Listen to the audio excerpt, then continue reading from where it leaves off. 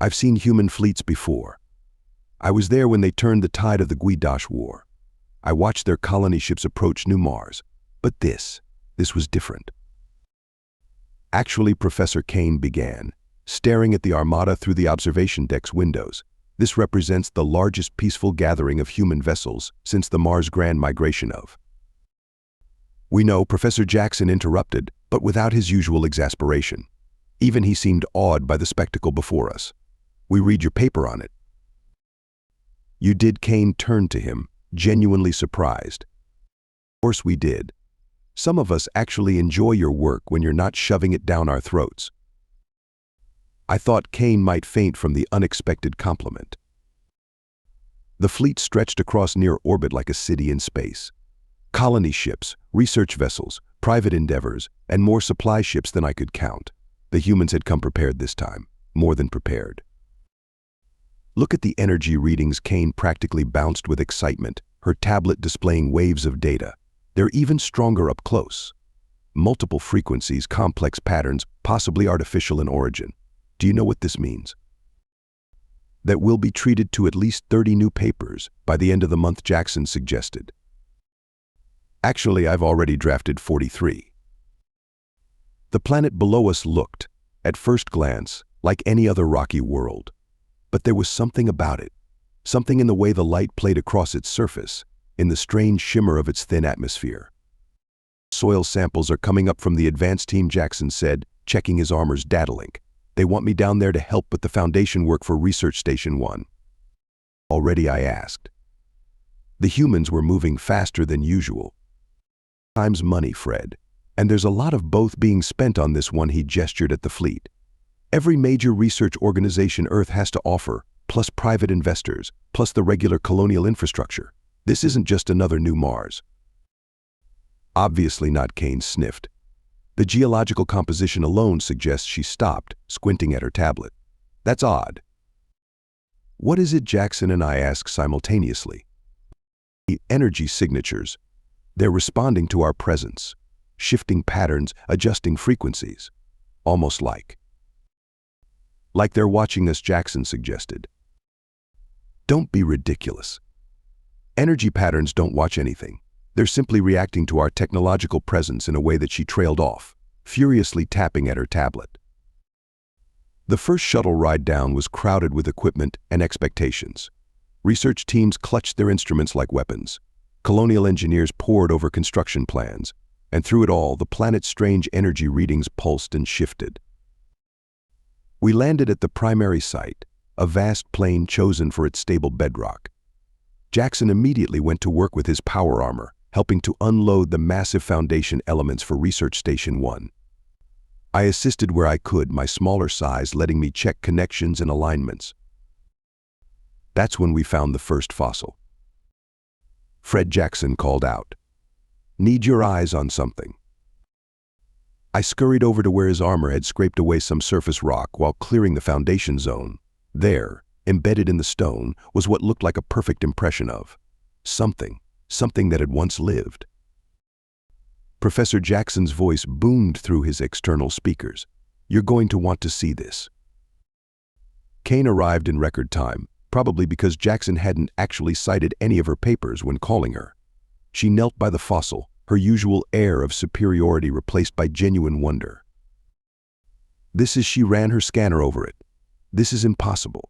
The complexity of the cellular structure, the level of preservation. This isn't just a fossil.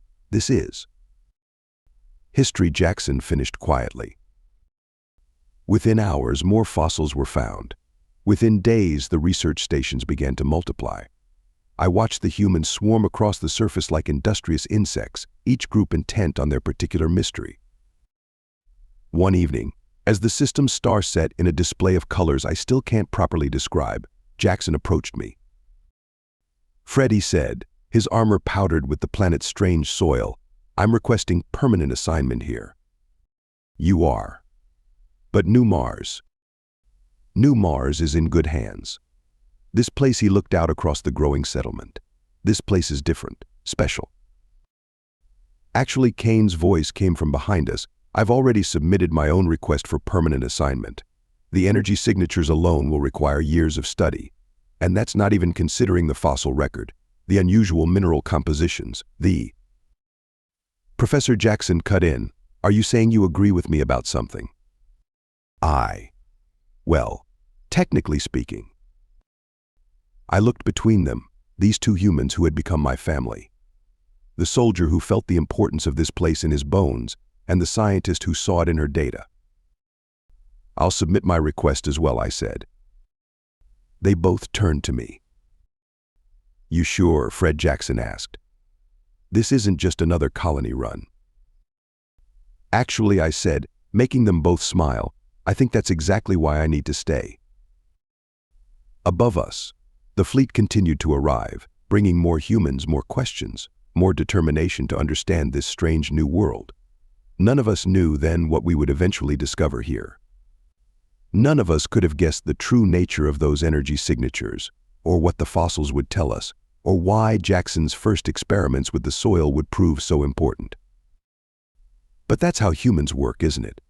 They don't just explore, they commit. They throw everything they have at the unknown, not just to conquer it, but to understand it. Even if understanding comes with a price. Actually, Professor Kane announced, bursting into the main research hub with uncharacteristic dishevelment, this completely invalidates my last 12 papers. Jackson looked up from where he was adjusting his armor's construction attachments. You sound happy about that. Happy? I'm ecstatic. Do you know what this means? That you get to write 12 new papers explaining why you were wrong. I get to write 24 new papers explaining why I was right to be wrong. I watched this exchange from my perch near the specimen analysis station, where I'd been helping catalog the ever-growing collection of fossils. The humans had been on this planet for barely 3 weeks, and already they'd filled an entire storage facility with their discoveries. Fred Jackson called over, help me understand what's got our favorite professor so excited. Actually, Kane cut in before I could speak. Fred has been instrumental in helping us analyze the latest fossil bed discoveries. His smaller appendages are perfect for detailed extraction work. Jackson and I shared a look. Kane offering genuine praise? Without citing a single paper. Something big must have happened. Show him, she commanded, practically vibrating with excitement. I activated the main display, bringing up the 3-dimensional scan of our latest find. The hologram filled the center of the room, a perfectly preserved skeletal structure, clearly artificial in design, but unmistakably biological in origin. That's Jackson stepped closer, his armor whirring. That's technology. Biotechnology, Kane corrected. An intricate fusion of organic and mechanical components, preserved in the mineral matrix of the stone itself. The level of sophistication suggests a civilization at least as advanced as current human standards, possibly more so. She paused dramatically. And this is just one of hundreds we've found in the new excavation zone. The door chimed as more researchers hurried in, their arms full of samples and instruments. The research hub had become the heart of the expanding settlement, with new discoveries being reported hourly. Around us, dozens of screens displayed data from the various research stations now dotting the planet's surface. But that's not even the most fascinating part, Kane continued, pulling up another display. The energy signatures we've been tracking? They're strongest around these fossil beds. It's almost as if they're connected somehow. Jackson finished. He'd removed his armor's construction attachments and was studying the patterns with unusual intensity. Like echoes. Exactly. Wait. Are you agreeing with me again? This is becoming a disturbing trend, Sergeant. Don't worry, Professor. I'm sure you'll say something insufferable soon and restore the natural order. I moved to another workstation, pulling up the soil analysis data I'd been compiling for Jackson's unofficial garden project. The mineral content in these areas is different too, I noted. Higher concentrations of the crystalline structures we first encountered on New Mars, but more complex. Speaking of which, Kane turned to Jackson. How are your little agricultural experiments going? There, Jackson hesitated. Growing, faster than they should be. And he stopped again. And Kane and I prompted simultaneously. And sometimes, when I'm working in the garden at night, I swear I can see them, pulsing, in sync with the energy signatures. Kane's eyes lit up with that dangerous gleam that meant she was about to suggest something reckless in the name of science.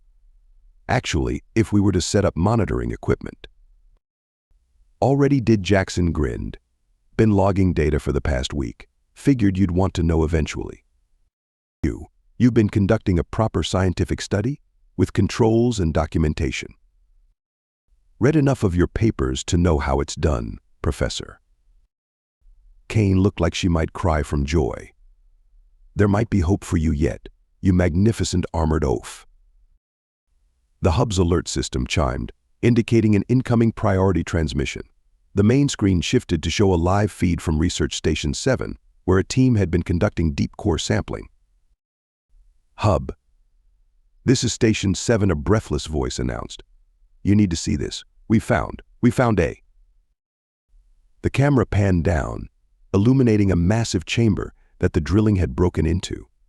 The walls were covered in what could only be artificial structures, preserved like the fossils above, but on an architectural scale. Is that I started? A city, Kane whispered. An entire preserved city buried in the stone. Not just a city. Jackson pointed at something in the corner of the frame. Look at those shapes, that configuration. That's a spaceport. The room fell silent as the implications sank in. This wasn't just a planet that had once harbored life. This was a world that had harbored a spacefaring civilization. A civilization that, for some reason, had been entirely preserved in stone, as if flash fossilized in a single moment. The energy signatures in that chamber, one of the researchers reported, they're off the charts. Unlike anything we've recorded so far. I watched Kane and Jackson exchange looks. For once, neither of them had a quip or correction to offer. Around us, the various screens and instruments continued to display their data, their readings becoming more erratic by the moment. Well, Jackson finally said, reaching for his armor, guess I better suit up.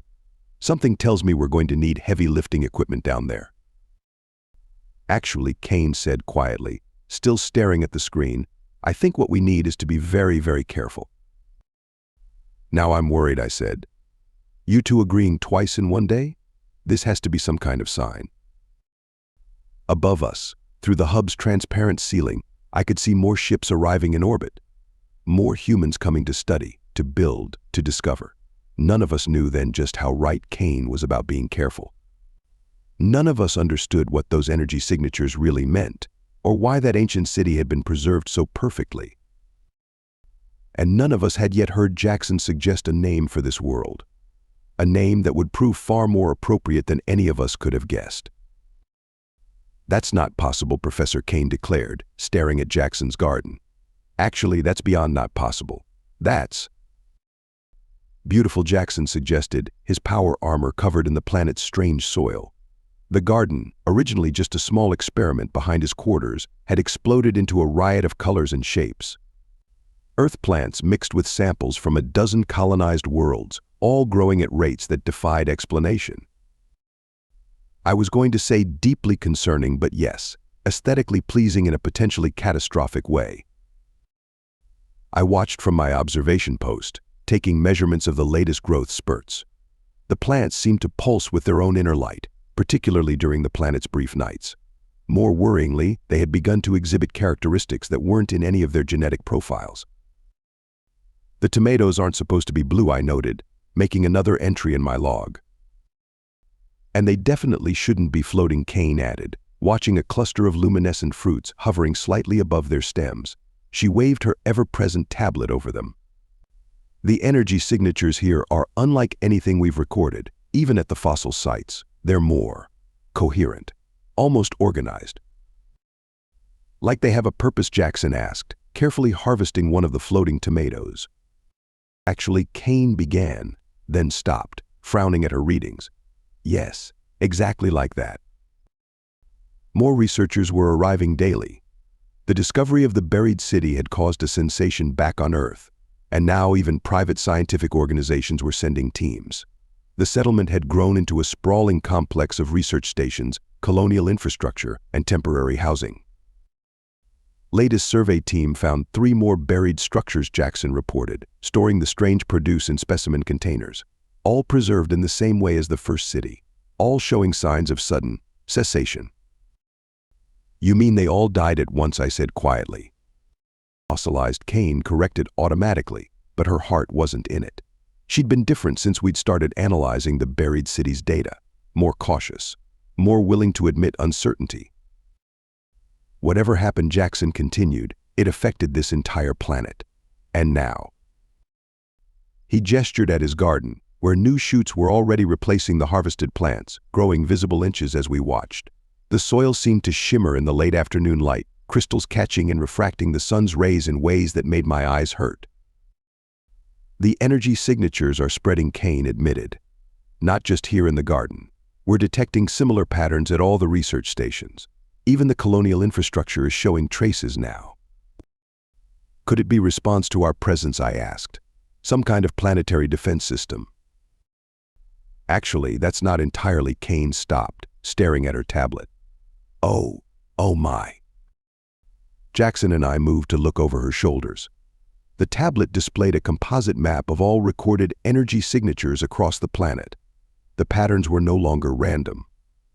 They were forming connections, linking the research stations, the colonial structures, and the buried cities into a vast, planet-spanning network. "It's waking up," Jackson said softly. "Don't be ridiculous," Kane snapped, but without conviction. "Planets don't wake up. This is clearly just a previously dormant system responding to external stimuli in a way that." She trailed off as new data scrolled across her screen. "In a way that looks exactly like neural activity," I finished. We stood in silence, watching the patterns spread and connect. Above us, more ships arrived in orbit, bringing more humans eager to study this world's mysteries. Behind us, Jackson's garden pulsed with an inner light that matched the energy signatures perfectly. "The soil," Jackson said suddenly. "It's not just dirt. It's alive," Kane whispered. "Or at least, it contains something that once was. The fossils weren't just preserved in stone. They're part of it, part of whatever this is." A chime from Kane's tablet interrupted us. Another research team had found something in the buried city, something that changed everything we thought we knew about this world. "They've decoded some of the preserved data structures," Kane reported, her voice unusually subdued. It's a warning." "About what?" Jackson and I asked together. "Actually," and this time the word sounded more like a prayer than a correction, "I think we're about to find out." The garden's plants swayed without wind, their unnatural colors casting shadows that seemed to move of their own accord. In the distance we could see the lights of the research stations and colonial buildings, all connected now by patterns of energy we were only beginning to understand. Jackson reached down and picked up a handful of soil, letting it run through his armored fingers. "You know what this reminds me of?" What I asked, though somehow I knew what he was going to say. That old Earth story. About a box that should have stayed closed. Later, as I updated my log, I noted how the plants in Jackson's garden had begun arranging themselves in patterns that matched the architecture of the buried cities. How the energy signatures had started to pulse in rhythms that felt almost like heartbeats. How the soil itself seemed to be responding to our presence in ways that went beyond mere chemical reactions. But most importantly, I noted the fear I'd seen in Professor Kane's eyes when she read that warning. Fear and something else. Something that made her start writing new papers at triple her usual rate, as if trying to understand everything before it was too late. Though too late for what, we didn't yet know. "This planet needs a name," Jackson announced, his armor's servos whining as he helped set up yet another research station. "Can't keep calling it Survey Site 2187 forever." "Actually," Professor Kane began, not looking up from her tablet, "I've submitted several papers suggesting nomenclature based on the unique energy signature patterns we've..." She stopped suddenly, frowning at her readings. "That's not right." "What's not right?" I asked, helping to calibrate the station's sensors. "The energy signatures. They're evolving, becoming more complex." More she looked up, her usual academic superiority replaced by genuine concern, more deliberate. We'd been on the planet for 2 months now. What had started as a relatively straightforward colonial operation had become something else entirely. Research stations dotted the landscape like artificial constellations, each one studying different aspects of this world's mysteries. Jackson's experimental garden had been quarantined after the plants started exhibiting what Kane reluctantly termed impossible behaviors. "Show me," Jackson said, moving to look at her tablet. Even through his armor, I could sense his tension. The display showed a real-time map of the energy patterns spreading across the planet's surface. What had once been random pulses now moved with purpose, creating intricate designs that reminded me of neural networks. "It's like the planet is building connections," Kane muttered, more to herself than to us. "Like it's creating some kind of planetary nervous system." "Or reactivating one," Jackson suggested quietly. Kane didn't even bother to correct him. That's when I knew we were in trouble. "The Colonial Authority wants to expand the settlement," I reported, pulling up the latest directives. "They're talking about bringing in heavy terraforming equipment." No, Jackson's response was immediate and forceful. "We can't. Not until we understand what's happening here." "Actually," Kane said, and for once the word carried no trace of smugness, "I agree. These energy patterns, the way they're responding to our presence, it's like we're dealing with a massive system that's slowly coming back online." "Like booting up an ancient computer," I suggested. "More like waking up a sleeping giant," Jackson said. He stared out across the landscape, where the buried cities lay hidden beneath layers of living stone. "You know what this place reminds me of?" Kane and I waited. Pandora's box.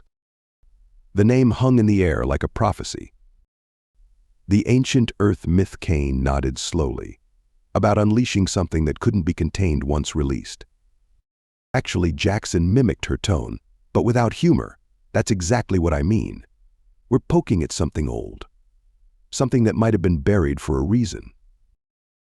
As if in response to his words, the sensors began picking up new energy signatures, stronger than any we'd recorded before. They pulsed through the ground in waves, making the research station's equipment spark and flutter. "The warning we found," Kane said, pulling up the partially translated text from the buried city. "We thought it was about some ancient catastrophe, but what if she trailed off?" Watching as her tablet's display began showing energy readings that literally went off the charts. "What if it wasn't about what happened?" I finished. "What if it was about what's still happening?" Jackson reached down and picked up a handful of soil. Even through his armor's sensors, he could feel it vibrating with unseen energy. "This place needs a name," he repeated, "and I'm thinking Pandora fits." "Pandora's World," Kane suggested, already composing a paper in her head, no doubt. "No," Jackson shook his head. "Just Pandora. Simple, direct, like a warning." A tremor ran through the ground, subtle but unmistakable. In the distance, Jackson's quarantined garden blazed with internal light, the mutated plants swaying to rhythms we couldn't hear but could feel in our bones. "The Colonial Authority won't like it," I said. "They want something more. Optimistic." Actually, Kane's voice was barely a whisper. "I think Pandora is optimistic. In the myth, at the bottom of the box, after all the horrors were released," she paused, checking yet another surge of energy readings. "There was hope." "Let's just pray we find it before whatever's in this box finishes waking up," Jackson replied. The sun was setting, casting long shadows across the research station's equipment. But there was other light now, the ethereal glow of energy patterns racing through the soil, connecting buried cities with research stations, linking past with present in ways we were only beginning to understand. I made my final notes for the day, officially logging the planet's new designation, Pandora. As I did, I couldn't help but notice how the energy signatures seemed to pulse in response to the name, as if recognizing itself. Or perhaps, more worryingly, as if it appreciated the joke. The humans have another saying, "Be careful what you wish for." As I watched more ships arrive in orbit, bringing more researchers, more colonists, more people eager to uncover this world's secrets, I couldn't help but wonder if we should have been more careful about what we were wishing to discover. But by then, of course, it was already too late. The box was opening. Actually, Professor Kane announced, bursting into the emergency meeting, "We're all idiots. Especially me. I've already drafted 17 papers explaining exactly how idiotic we've been." The Colonial Authority representatives shifted uncomfortably in their seats. Jackson, standing in his power armor near the door, simply nodded. "You found something in the energy patterns." "Found something?" "Found something." Kane's voice hit a pitch I didn't know humans could achieve. "The patterns aren't just patterns. They're not random. They're not even dormant. They're—" The room's lights flickered, interrupting her revelation. Across Pandora's surface, research stations reported similar power fluctuations. The energy signatures that had been steadily growing stronger over the past 3 months were now causing widespread technological disruptions. Perhaps the Colonial Director suggested carefully, "We should discuss this somewhere more stable." "There is nowhere more stable." Kane waved her tablet frantically. "Don't you understand? The energy isn't just spreading, it's reconstructing. The entire planet is rebuilding its neural pathways." I watched the humans exchange glances. In my time with them, I'd learned to read their expressions. The colonial representatives showed skepticism tinged with fear. The researchers displayed excitement mixed with dread. In Jackson. Jackson looked grimly vindicated. "The garden," he said quietly. "Show them what happened to the garden." Kane pulled up the footage. What had once been Jackson's experimental plot had become something else entirely. The plants, already mutated beyond recognition, had begun forming structures that mirrored the architecture found in the buried cities. But it was the soil itself that drew everyone's attention. It pulsed with visible energy, crystals forming and reforming in patterns that matched the planet-wide signatures. "The fossils we found," Kane continued, slightly calmer but no less intense, "they're not just preserved remains. They're more like memory storage. The crystalline matrices in the soil don't just contain impressions of what died here. They contain everything." "Everything?" the Colonial Director asked. Actually.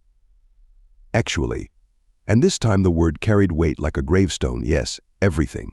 Their memories, their technology, their consciousness. All of it, preserved in living crystal, waiting to be reactivated. And guess what we've been doing with all our research stations, all our power systems, all our technological poking and prodding? Providing the energy to wake it up." Jackson finished. As if in response to his words, another power fluctuation rippled through the settlement. In the distance, we could see Jackson's garden blazing with internal light, the mutated plants reaching toward the sky like ancient spires reborn. "The warning we found," I said, pulling up the translated text. "We thought it was about what killed them. But it wasn't, was it?" Kane shook her head. "It was about what they did to survive. When whatever catastrophe happened, they didn't just die. They transformed themselves, encoded their entire civilization into the planet's crystalline matrix. And now we're providing the power for a resurrection," Jackson said. The Colonial Director stood, facing the window that overlooked the settlement. More research stations were reporting unusual phenomena. Plants growing in impossible ways, technology behaving erratically, and everywhere, the energy signatures grew stronger. "We need to evacuate," one of the representatives suggested. "Actually," Kane said quietly, "I don't think we can. The energy patterns have integrated with our systems, our technology, our gardens. US, we're part of it now, part of whatever's waking up." Jackson moved to the window, his armor reflecting the strange lights that now danced across Pandora's surface. "So what do we do?" "We learn," I suggested, surprising myself. "We adapt, like humans always do." Kane was already working on her tablet, documenting everything. The process appears to be accelerating. The neural pathways are becoming more complex, more organized. It's like watching a planet-sized brain rebuild itself. "And what happens when it finishes?" the Colonial Director asked. Before anyone could answer, every screen in the room lit up simultaneously. Energy readings spiked across the planet. In Jackson's garden, the plants began arranging themselves into geometric patterns that hurt the eyes to look at. "Actually," Kane whispered, "I think we're about to find out." The lights flickered one final time, and then stabilized into something different. The quality of illumination had changed, as if we were seeing through more than just our normal spectrum of vision. And somewhere, deep beneath the surface of Pandora, something ancient began to stir. Jackson checked his armor's systems, which were displaying readings he'd never seen before. Well, he said with forced lightness, at least we gave it an appropriate name. The myth of Pandora's box, Kane mused, still documenting everything. When all the troubles were released into the world, one thing remained. Hope. I finished. Actually, she smiled grimly, I think we're going to need more than hope. The garden's light had spread now, connecting with other points across the planet's surface. Through the window, we could see the pattern of awakening spreading like dawn across Pandora's surface. Whatever was sleeping in this box wasn't just waking up. It was reaching out. The first message from Pandora's ancient inhabitants came through Jackson's mutant tomato plants. Actually, Professor Kane announced, staring at her tablet with something between awe and hysteria, they're not using the plants to communicate. The plants are just a side effect, a manifestation of the underlying crystalline consciousness rebuilding itself using available organic matter. Kane, Jackson said, his armor system struggling to adapt to the new energy field surrounding us, in simple terms. The planet is waking up, and your garden is like sleep talking. I watched the floating, luminescent fruits arrange themselves into complex three-dimensional patterns. Symbols formed in the air, drawn in light and living matter, telling a story we were only beginning to understand. They knew it was coming, Kane translated, her usual academic superiority completely forgotten in the face of this discovery. Some kind of cosmic event. Something that would strip the planet's atmosphere, scour its surface. They couldn't stop it, couldn't escape it, so they found another way. They uploaded themselves, Jackson said quietly. Their entire civilization into the crystals. Actually, Kane nodded. That's exactly what they did. Every memory, every consciousness, every piece of their technology and culture, all encoded into the crystalline matrices of their world's bedrock. And then they waited. For what I asked, though I was beginning to suspect the answer. The patterns in Jackson's garden shifted, forming new symbols. Above us, the sky had taken on a strange, shimmering quality as the planet-wide neural network continued to reactivate. For someone to wake them up, Kane whispered. Someone with enough technology to jumpstart their systems, but not so advanced that we'd recognize what was happening until it was too late. Like us, Jackson added. Like you, I corrected. Humans. Always pushing forward, always exploring, always trying to understand. Even when understanding comes with a price. The colonial director had ordered a partial evacuation, but many of the research teams had chosen to stay. The humans' curiosity, their desire to witness and understand what was happening, outweighed their fear of the unknown. The garden, Jackson said suddenly. It's not just growing anymore. It's building. We watched as the plants began to interweave, forming structures that seemed to exist in more dimensions than should be possible. The crystalline patterns in the soil spread outward, connecting with similar formations across the planet's surface. They're rebuilding, Kane explained, her tablet struggling to process the readings. Using our technology, our organic samples, our energy systems, they're reconstructing their civilization. But not just physically. They're creating a bridge between their crystalline consciousness and our organic one. A bridge, Jackson asked. To what end? Before Kane could answer, every screen and device in the settlement lit up simultaneously. Symbols cascaded across them, but these were different from before. These we could understand. They want to share, I realized.